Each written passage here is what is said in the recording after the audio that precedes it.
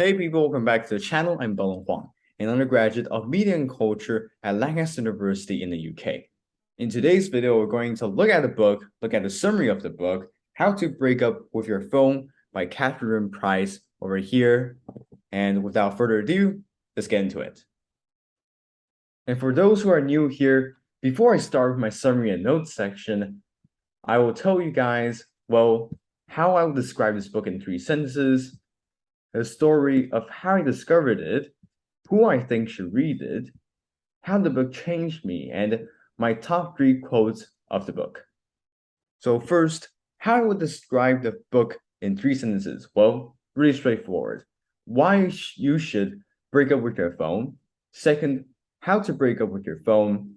And thirdly, what your phone is doing to you and your life. About how I discovered it, it was a Sunday night when my sister and I were just casually strolling down the underground Eslite shopping street in Zhongshan because we had nothing to do while we waited for Mom and my brother to arrive. We saw a bookstore as we were walking and went in. Because my poor sister didn't find any English nor Chinese children books in there, she got disappointed and furious and wanted to leave the store immediately. And it was that moment, just before I got dragged away by my sister, I saw this book on the bookshelf I was standing next to.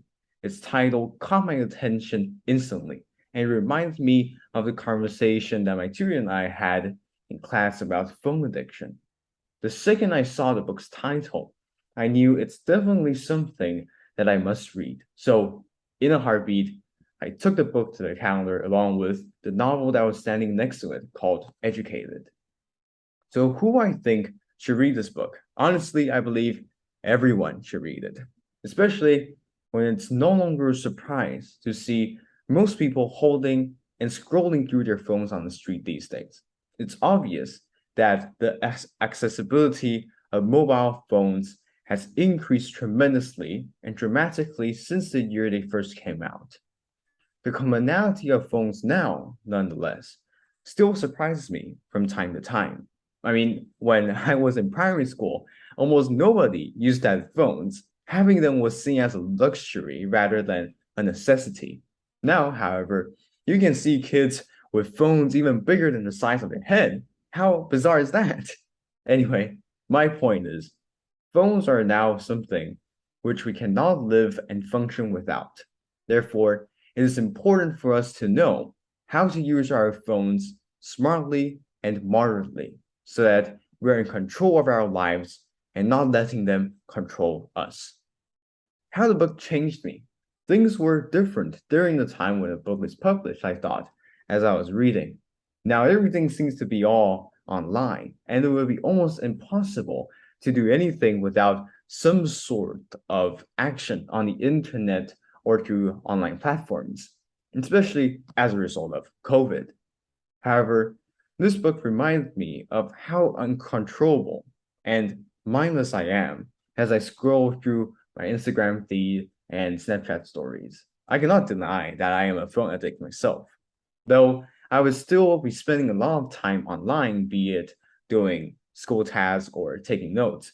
I am more aware of whether I am online for a purpose or I am falling into the rabbit hole of accidental binges again. Putting my phone away, even if it is only a few meters away, makes me feel that I am in the flow again, with less distractions, and be more able to focus and concentrate. And here we see are my top 3 quotes of the book. How you do anything is how you do everything. Your mind wanders is because you have a mind, and our phones are designed to make us addicted. As for my summary and notes section, I can't scroll down more because this is the end already. For my summary and notes section, it is separated into 2 parts because the book is separated into 2 parts. The first part is the wake up, where author Catherine tells us what our phones are doing to us mentally, how it affects us mentally and physically, and how it affects us in our daily life. And part 2, the breakup. Here, Catherine tells us what to do exactly with each week. Here we can see there are 4 weeks. She tells you what to do each week to break that toxic, unhealthy relationship with our phones and turn it into one that is healthy and manageable. And now let's start with part 1, the wake up. And here in the wake up, part 1, you can see here there are 10 chapters. And today we're going to look at chapters 1 to 3. First, chapter 1, our phones are designed to addict us. Based on the idea of what addiction is, which is continually to seek out something without control of the activity, compulsively seeking out despite negative consequences, leading to a built-up intolerance, which results in increasingly higher levels of stimulation for satisfaction and experience withdrawal if one can consummate the addicted act. Also possible for one to be addicted but not realizing it. And based on the idea of addiction which is what I just said, it is fairly safe to say that most phone users are most likely to be addicted to their phones without them even noticing it, me included, unfortunately. Phones are designated to be useful and handy, but the same features that make them beneficial are also the traits that make them so addictive, which is what all companies know, with the sole purpose of making money. Chapter 2, putting a dope in dopamine. Dopamine, a chemical in our brain that controls happiness and pleasure, in this case of phone addiction, as our brains associate reward with surfing our phones. It automatically and gradually forms a link between the two. In addition, not only does using our phones trigger our dopamine flow, by the mere act of wanting or thinking of using our phones also triggers it. As a consequence of the connection between rewards and phone using, which the brain has done over long periods of internet surfing. Cravings, fortunately, will come to an end.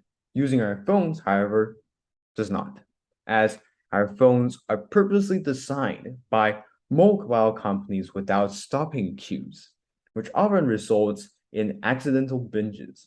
While this also shows that our lack of willpower is not the only reason for our phone addiction. And in fact, phone companies are totally aware of all of what I just mentioned. Nevertheless, not all people who design phones are manipulative and or controlling, such that they could continue to earn money from us. There are also people, such as Ramsey Brown, who try to come up with ways that may help people get off their phones. So he designed an app called Space, an app that delays the opening time of apps by 10 seconds, which obviously was disapproved by Apple, who claimed that it discourages people to use iPhone and App Store. Chapter 3, the tricks of the trade. Below are the many reasons why our phones are so irresistible to us. Firstly, phones are a wonderful source of giving us something new so that we could be curious and therefore be eager to discover them, which is also what our dopamine likes. Social media such as Instagram, Snapchat, Facebook are great examples. The fact that we are always able to find something new on social apps gives our brain a sense of excitement and dopamine rush. The very reason why we are able to spend time on those apps for hours. Cause and effect, so-called reinforcement in psychology. Phones bring us exactly that. These reinforcements release dopamine in our brain, making us feel a sense of pleasure and control, which makes us keep coming back for more. And thirdly is the unpredictability of what our phones could offer us every single day is also what makes it so irresistible, be it social media, the news, or the mail. The feeling of excitement is what makes us return to our phones, wondering what could come up next. Phones are basically like slot machines, if you will. Also, because phones enabled us to receive information about things we're missing out on, whenever we put down our phones, we're afraid that we're going to miss out on something, hence constantly making us want to check our messages, our emails, our social apps, even though the chat box is empty. It is the feeling of missing out, that is, aka FOMO. Number 5, we always care about what others think of us, and social media provides exactly that information to show us by showing how many likes we've got. Not only how good our posts are, but we also want to be liked, want to be approved by people, and want to be popular. The like button effect, she describes, Catherine, in the book. We not only care about our likes, but we also ask for them. And the same applies for judgment as well. Apps such as YouTube or Netflix plays the next video automatically when the one you're watching is over. By doing that, viewers are less likely going to stop watching and are more likely to continue with the next movie or video. Moreover, through our phone settings, mobile phones have enabled us to design them in the way we like. In that way, we feel that the phone is part of us and we are in control of it, which makes us put more attention to it. As mentioned, phones give us a sense of excitement and a dopamine rush whenever we turn them on. So, alongside drugs and alcohol, phones have become one of the tools we use to quickly get rid of depression and anxiety. And lastly, over time, we have gradually got used to the company of our phones, but not with ourselves. So it makes sense whenever we feel bored, we would rather scroll through our phones than do anything else. And that's for today, guys. Chapters 1 to 3, the summary of the book, How to Break Up with Your Phone by Catherine Price. I hope you found this video helpful and enjoyed it. And if you like this video, make sure to check out this video over here, the summary I did for the TED Talk, Why Our Screens Make Us Unhappy by Adam Alter. Also, make sure to comment below, share this video, turn notifications, and subscribe to my channel. And I'll see you in the next video. Bye bye.